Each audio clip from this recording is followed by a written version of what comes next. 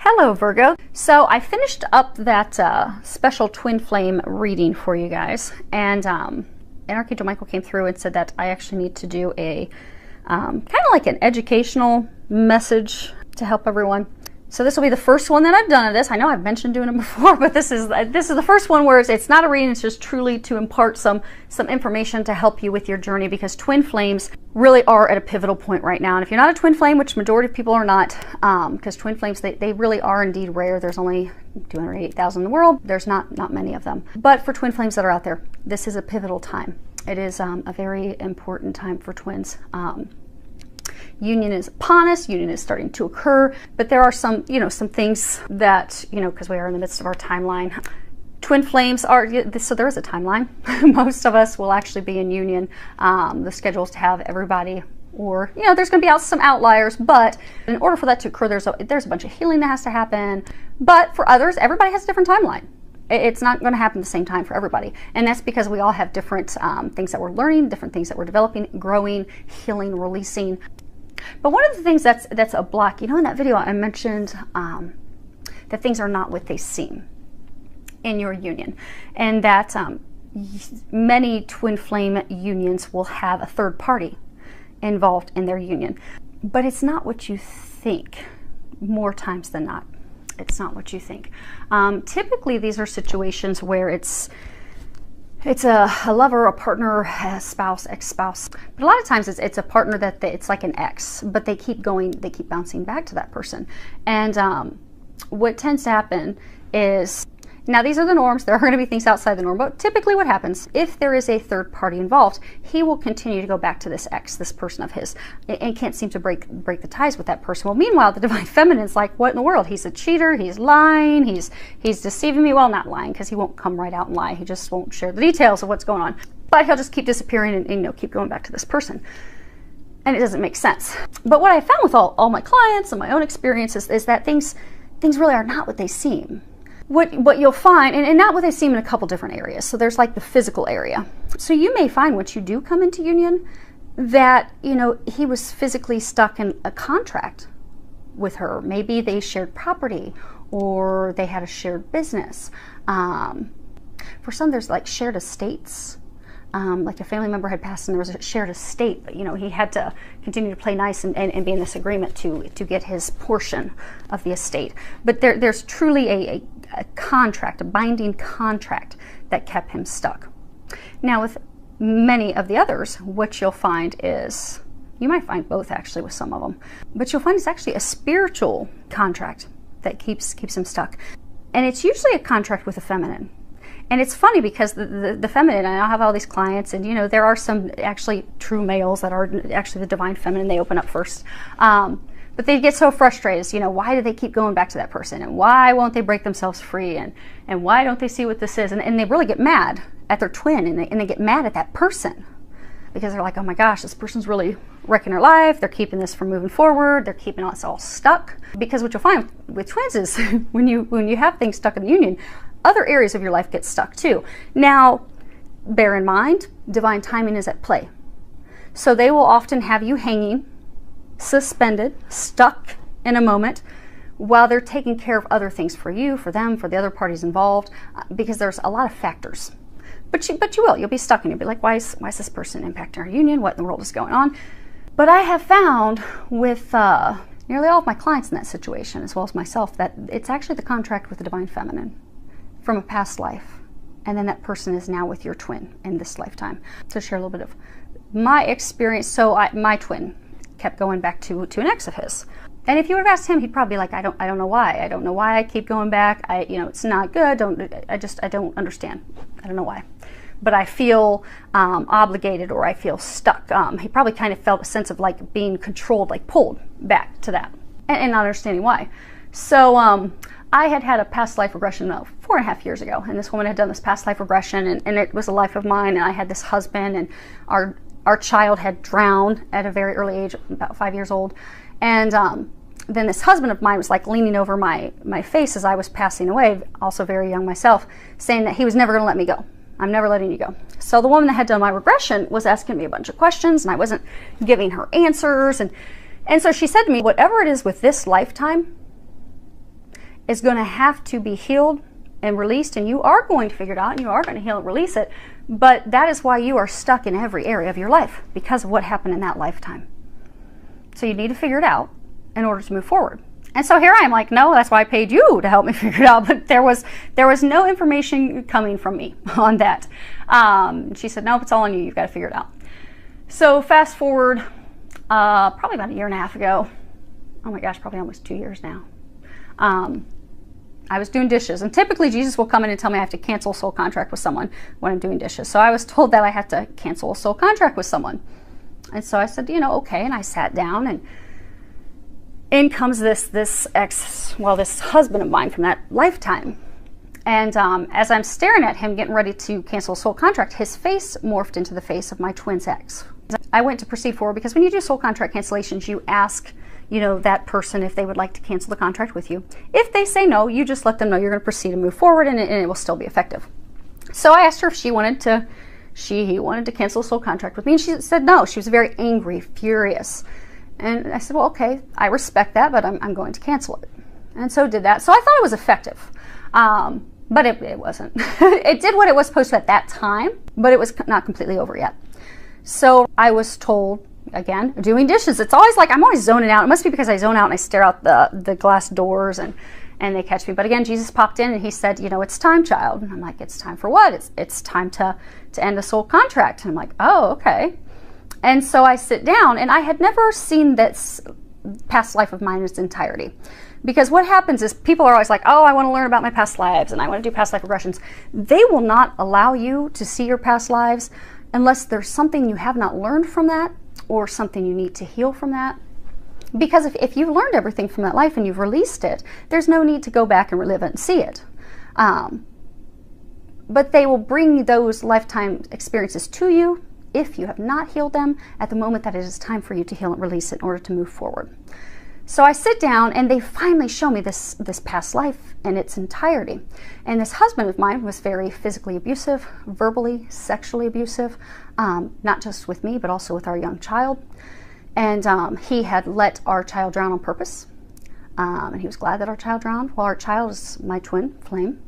But he was very cruel. And within 1.5 years or so of our child drowning, I passed on as well from a broken heart. And that's why he was very angry when he was leaning over me when I was, you know, crossing over to the other side. So fast forward, that husband of my lifetime, our child, which is my twin, that he let drown, is now his ex in this lifetime. And it's not her. It's this dark thing. So they finish showing me this lifetime, and then they bring my twin in. And I can always tell there's going to be something dark when I've got Jesus on one side and Archangel Michael on the other. Because at that point, I had started doing depossessions. And so I was asking them, you know, after it was all done, you know, why did you guys let me think that this was effective when we did this, you know, 1.5 years earlier? And they're like, well, because you were not yet ready to handle something this dark. But now you're ready. And I saw why, because they brought in my twin, and then they brought her in, which was the husband. And same thing, I got to see this husband of that lifetime morphed into her and all of her features, but then I got to see this demonic reptilian thing that was possessing her, that was controlling him, controlling me, that past lifetime and this lifetime. So I had to do a depossession because it wasn't her. I mean, typically if someone has a lot of anger and things, it's because there's something possessing them, something inside of them that's doing that, because we are made in the likeness of God. We are of love. So if it's not of love, there's something else causing that for that person. And once the depossession was done, I went over to help her up. She didn't know who I was. She didn't know who he was. Let her know that we love you. We're old friends. We're here to help. Asked her if she would be willing to cancel the soul contract with us. She was very amicable. She's like, well, yeah, let's do that. And so we finally canceled the soul contract. And at that point, Jesus said, it's finally over. It's finally done. Finally finished. And I don't know from his end what they did, because I didn't share that with him. Now, for all I know, on his end, he probably realized around November, December when that happened, that he was finally able to start disentangling himself from her. Whereas in all these years in the past, he couldn't do it and couldn't even explain. If you would ask him, he probably could not even explain why. I just feel stuck. I don't know why I can't free myself from this. But at that point, he probably had the relief to be able to finally start freeing himself. Because the interesting thing is, it sounds woo-woo and spiritual out there, but when there is a depossession that has to happen, it really does physically impact the person's life and those around them. My first depossession was actually with a close family member of mine. And I had for a long time kept having to cut these cords between her and I, because I would just feel overwhelmed with this anger. And I even asked her about it at one point. I said, do you sometimes just feel overwhelmed with anger and fury and just being filled with hatred and anger?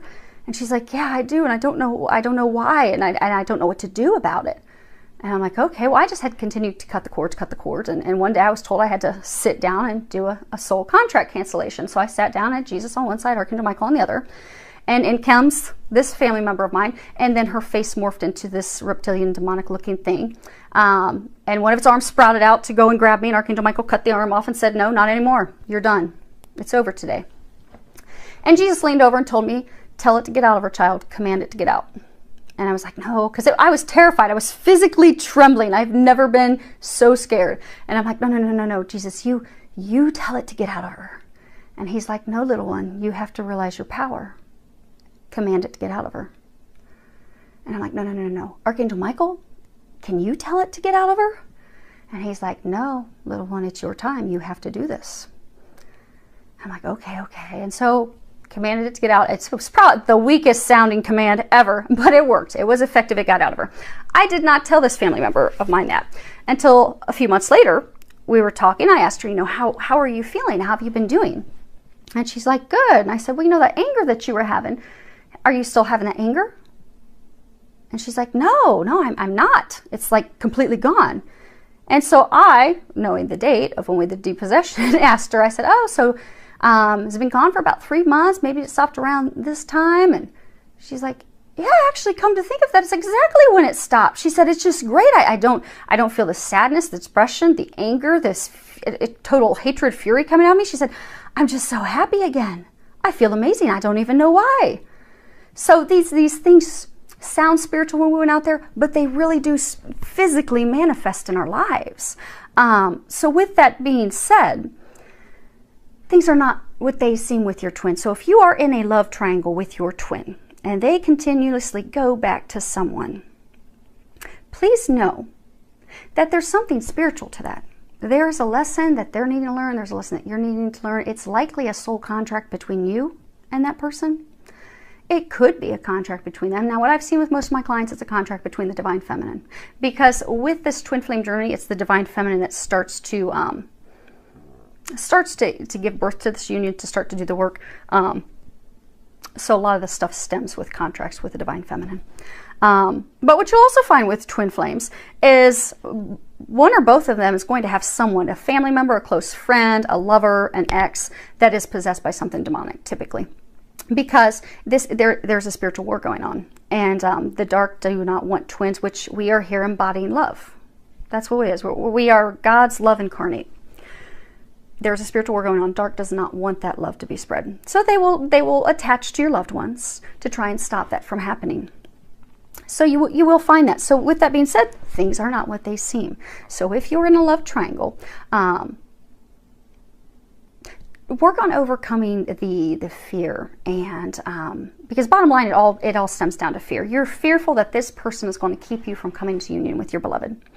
So you will experience anger and jealousy and sadness and frustration, and oftentimes that is pegged on that person that your twin keeps going back to.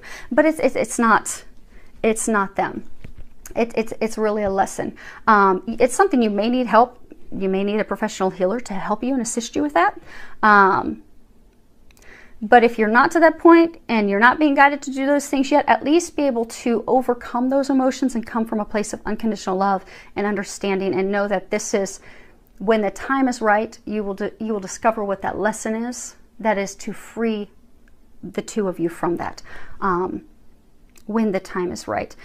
And send that person's, whoever they have that soul contract with, send that person love, because they are helping you grow. They're helping your twin grow. It may not seem like it the way it's physically manifesting, that this person keeps going back to them, that you love and want to be with, but they are a soulmate of his and yours. Because soulmates, you know, soulmates are across the board. You can have soulmates that are lovers, family members, friends, but you also have soulmates that their purpose truly is to come into your life and turn it upside down and cause you a lot of turbulence and heartache and challenges, but that's with the intent that the agreement you made on the other side was so that it would help you grow and evolve. And if the person is, if it is something where there is a possession, something that needs to be removed, something that's attached to them, it's not that person that's making them act that way, that's got everyone stuck. It's not that person. That person's love too. So just keep that in mind. So if you're stuck in a love triangle, just keep that in mind. Come from a place of love. Try to overcome those feelings, those emotions, because things truly are not what they seem. And along your journey, you'll be given the steps, and that's why it's very important to listen to the steps that you're being guided. And if you don't hear Jesus and Angels chat, because we all have different clair skills, different psychic skills. Some of us are seers, some of us are knowers. True twin flames, you're going to have a strong psychic gift. Mine is hearing. I hear them chat all day long. But you may be a seer. So maybe you're getting images of what your next step is. You may not be ready yet to remove from this triangle. Because they may be wanting you to focus on opening up maybe your spiritual gifts so you can do a spiritual practice at some point. Or maybe they're trying to get you physically relocated. They're trying to get you to move. So they're not having your focus on this connection, this union yet, because it's more important for them to have you doing something else. So whatever signs they're giving you, act on those signs. Take those steps, because that's the perfect thing that you're supposed to be doing at that moment. Because it's kind of like a puzzle. All the pieces have to fall in. Kind of like with that soul contract cancellation. I thought it was done a couple years ago. No, that was just the little part that had to be done then. And whatever it was doing, because it obviously wasn't, well, from my knowing, it was not impacting me, but it was doing something to help him. But it wasn't complete. But they will have you do what is meant to happen at that time to put that puzzle piece in. So things will fall in as they're perfectly timed, as they're perfectly meant to. All you need to do is follow the steps and really truly come from a place of unconditional love, knowing that if there really is a love triangle, things really aren't what they seem. It's going to be okay when the time is right, and just keep praying and asking for the guidance. So I hope that helps all of you. Filled with a lot of love, joy, and blessings.